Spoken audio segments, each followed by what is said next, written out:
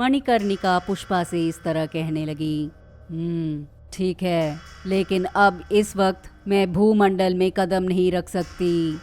तुम जाकर उस तांत्रिक से कहो कि वो गांव के बीचों बीच एक सर्प रंगोली बनाकर उसमें पूजा करे, और इस पूजा को ठीक रात के 12 बजे को करना होगा, और ठीक 12 बजे मैं उस रंगोली में प्रकट हो जाऊंगी, और उसके बाद वो नागिन शक्ति कहाँ पर है मैं तुम लोगों को दिखाऊंगी। इस तरह मेरी नागलोक की भलाई होगी तो मैं ज़रूर तुम्हारी मदद करूंगी। और वो तांत्रिक भी इन शक्तियों का इस्तेमाल अपने स्वार्थ के लिए ना करके दूसरों की भलाई के लिए किया तो मैं सहायता करूंगी। इस तरह मणिकर्णिका ने पुष्पा से कहा। तब पुष्पा, अम्मे, तुम्हारे कहे अनुसार मैं यहाँ से जाता हूँ और उस तांत्रिक के पास जाकर तुम्हारी कही पूजाओं को करने को कहूँगा, लेकिन कल रात ठीक 12 बजे को तुम आ जाना, ठीक है? ऐसा कहकर पुष्पा भूलोक वापस आ गया। भूलोक में आते ही पुष्पा सीधा उस तांत्रिक के पास जाकर, सुनो, वो नागिन तुम्हें कल रात के 12 बजे को एक पूजा करने को कह रही है। पूजा करने के बाद ही वो नागलोक से यहाँ तक आ पाएगी। तुम ऐसे करोगे तो उसने कहा कि वो शक्तियाँ कहाँ पर है वो तुम्हें दिखाएगी। सुनो, इस बार साला झुकेगा नहीं। मेरे श्रीवल्ली को मेरे साथ भेज दो। इस तरह पुष्पा के तांत्रिक से कहते ही तांत्रिक ने कहा, पुष्पा, मैं ज़रूर तुम्हारी भलाई ही करूँगा।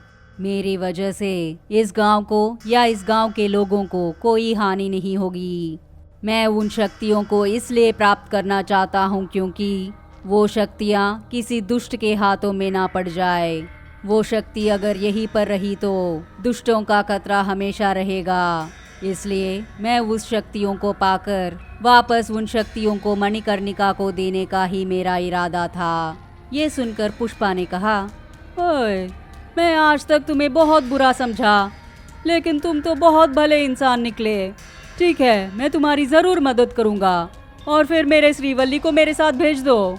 तब तांत्रिक ने कहा, ठीक है, मैं तुम्हें श्रीवल्ली को अभी इसी वक्त सौंप दूंगा। ऐसा कहकर उसने श्रीवल्ली को प्रकट करवाया। और दूसरी तरफ मुखिया जी पुष्पा को किसी भी तरह मारने की योजनाएं बनाते जा रहे थे। पुष्पा इन 2-3 दिनों में गांव में ज़रूर आएगा। पुष्पा के आते ही केशवा से उसे मरवाना होगा। इस तरह मुखिया जी अपने दिमाग में योजना बना रहे थे। तभी केशवा को बुलाकर मुखिया ने कहा, केशवा, तुम्हारा दोस्त पुष्पा कभी भी गांव में आ सकता है। उसके आने के बाद तुम अपनी इस कमज़ोर शरीर से उसे मारना नामुमकिन होगा।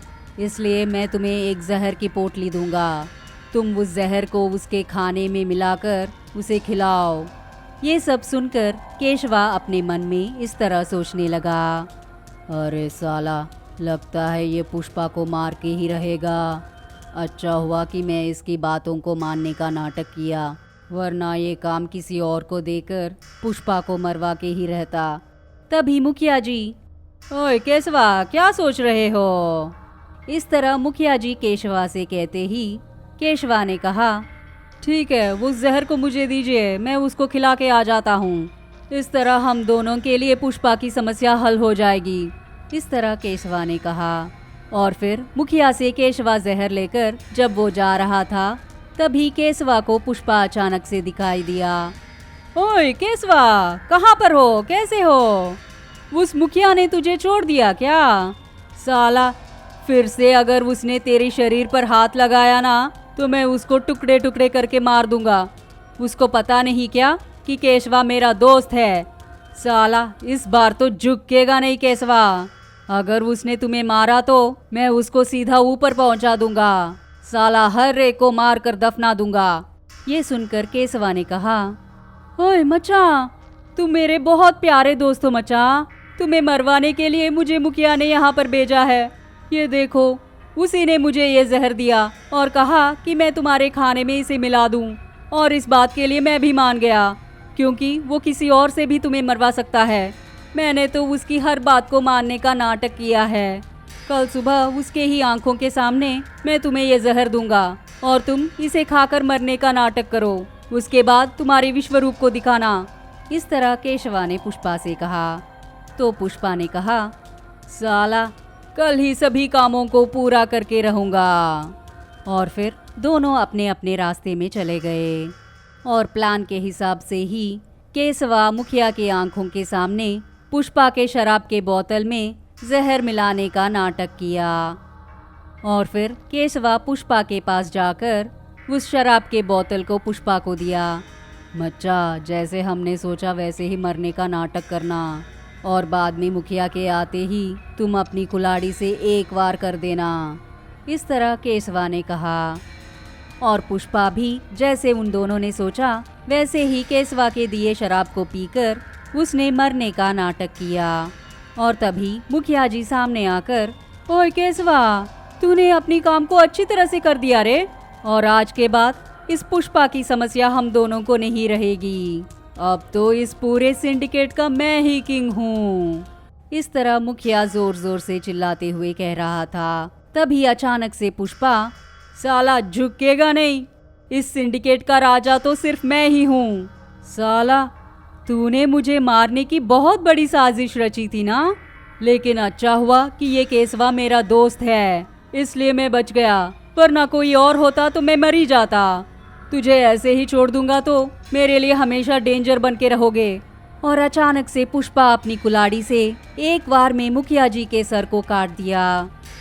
मुखिया को मारने के बाद पुष्पा जोर जोर से हंसने लगा। साला इस सिंडिकेट का राजा मैं ही हूँ, इस पूरे गांव को मैं डेवलप करके रहूँगा। इतने दिन साला पूरे पैसे खाकर हम सबको मजदूर कहीं का कह रहा था, साला अब झुकेगा नहीं। सुनो केशवा, उस पुलिस को बुलाकर इसके लाश को ले जाने को कहो और कहना कि उसे भी हिस्सा देंगे। पुष्पा की इन बातों को सुनकर केशवा ने कहा, मच्चा, तूने हमारे गांव के राक्षस को मार ही दिया। तुम्हें देखकर मुझे बहुत खुशी हो रही है पुष्पा। साला अब सिंडिकेट का राजा तू ही है और तेरे खिलाफ कोई नहीं जाएगा। इस तरह केशवा ने पुष्पा से कहा। वहां पर आए हुए पुलिस ने भी इस तरह कहा, पुष्पा पार्टी नहीं है क्या पुष्पा? आज तक इसने तुम्हें मारने की कोशिश की थी, अब तुम्हारे कोई दुश्मन नहीं है पुष्पा। अब तू तो इस पूरे सिंडिकेट का ही हीरो बन गया। अब तो पुलिस भी तुम्हारी सहायता करेंगे। तुम्हारी वजह से गांव की भलाई हो रही है तो हम भी तुम्हारी मदद करेंगे। अब तुम्हें हमें पार्टी देना ही होगा। तब पुष्पा ने कहा, ठीक है, जितना चाहो उतना पी लो, जश्न मनाओ, लेकिन तुम लोगों को गांव की भलाई करना होगा। इस तरह पुष्पा ने पुलिस से कहा। और दूसरी तरफ उस दिन के रात 12 बजे को वो तांत्रिक गांव के बीच बैठकर एक सांप की रंगोली बनाकर पूजा करने लगा। और वहां पुष्पा और केशवा भी आकर वहीं पर खड़े रहे। ठीक 12 बजे के समय में आसमान में एक रोशनी आई और उस रोशनी से मणिकर्णिका और इंसानी सांप दोनों प्रकट हुए। उन दोनों को देखते ही तांत्रिक ने कहा, धन्योस्मी माता, धन्योस्मी। मैं आपकी दर्शन पाने के लिए बहुत सालों से इंतजार कर रहा था। अतिशक्तिशाली वो त्रिकर्ण शक्ति दुष्टों के हाथों में ना पड़े, इसके लिए मैं कई सालों से उसकी सुरक्षा कर रहा था। वो शक्ति कहाँ पर है वो पता लगाकर उस शक्ति को आपके पास भिजवाने का ही मेरा इरादा था। तब मणिकर्णिका ने कहा, भला तांत्रिक भला, बाकी तांत्रिकों के जैसे तुम स्वार्थी नहीं हो। तुम उस शक्ति को वापस देवताओं के हाथ में देना चाहते थे। इस बात पर मैं बहुत प्रसन्न हुई, इसलिए उस शक्ति को तुम्हें ही दे दूंगी। लेकिन उस शक्ति का पुनरुद्धारण होने के लिए तुम्हें बार बार पुष्पा की मदद लेनी होगी। जब तक पुष्पा तांत्रिक के साथ होगा और तांत्रिक जब तक पुष्पा के साथ होगा, तब तक तुम दोनों को कभी भी कोई समस्या नहीं होगी। तुम दोनों हर काम में विजय प्राप्त करोगे। इस गांव के जंगल के बीचों बीच एक भयानक सी बरगद का पेड़ है और उस बरगद के पेड़ के नीचे एक अजीब सी तांबे की दीवार होगी और उस तांबे के दीवार के नीचे एक चमकती हुई मणिरत्न होगी। और उस मणि के अंदर ही बहुत बड़ी बड़ी शक्तियां केंद्रीकरण हुई हैं और जो भी उस मणि को छूते हुए अपनी इच्छा के बारे में सोचेगा तो वो इच्छा तुरंत पूरी होगी। वो लोगों की इच्छाओं को पूरी करने वाली शक्तिशाली चीज है। ऐसा कहकर दोनों वहां से चले गए। तब पुष्पा ने तांत्रिक से कहा, ओए तांत्रिक, वो शक्ति जो भी है उसे तुम्हारे ही पास रखकर तुम हमेशा मेरे साथ देते रहना। इस बार हम दोनों मिलकर गांव का विकास करेंगे। और इतना ही नहीं, गांव को बहुत से लोगों ने लूटा है, इसलिए आज से हम दोनों को गांव को बचाना होगा। और फिर पुष्पा और तांत्रिक मणिकर्णिका की कहीं जगह पर गए और फिर उस बरगद के पेड़ के नीचे वाले तांबे के दीवार के नीचे से मणि को लेकर वापस गांव आ गए।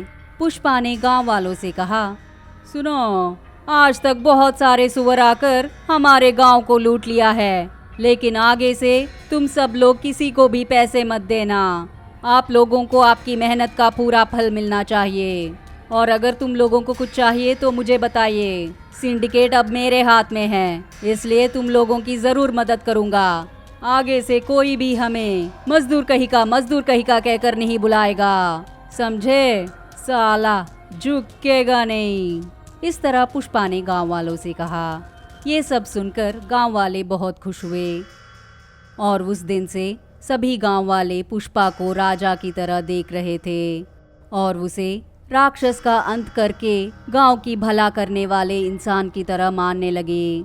और फिर पुष्पा श्रीवल्ली से शादी करके बहुत खुशी से जी रहा था और सिंडिकेट का पूरा काम केसवा को सौंपकर बहुत खुशी से रहने लगा।